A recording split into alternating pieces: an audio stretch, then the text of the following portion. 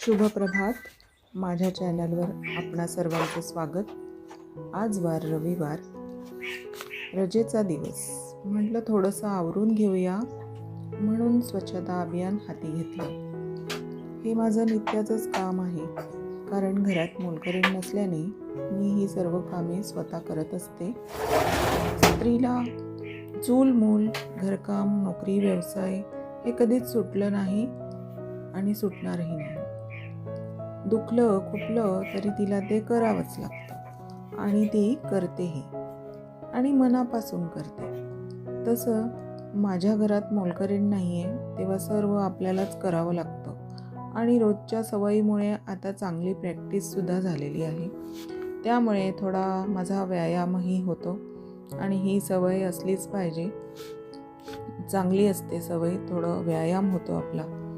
घराला सुद्धा आपली सवय झालेली असते. घरातील प्रत्येक वस्तू, काना कोपरा आपल्याला ओळखत असतात. आठवड्यातून एकदा तरी या वस्तूंकडे व या कानाकोपऱ्यांकडे लक्ष घालावे. एखादी वस्तू जागेवर नसेल तर ती त्या जागेवर व्यवस्थित ठेवावी. घरात स्वच्छता राहील तर मन स्वच्छ राहतं आणि मन स्वच्छ तर आपलं स्वास्थ्यसुद्धा चांगलं राहतं. घर कसं मंदिरासारखं असलं पाहिजे. रोज वेळ देता येत नसेल तर आठवड्यातनं एकदा तरी किमान थोडा वेळ काढला पाहिजे. ही रूम माझ्या मुलाची आहे आणि मुलगा कॉलेजला गेला की माझं हे डेली रुटीन चालू होतं.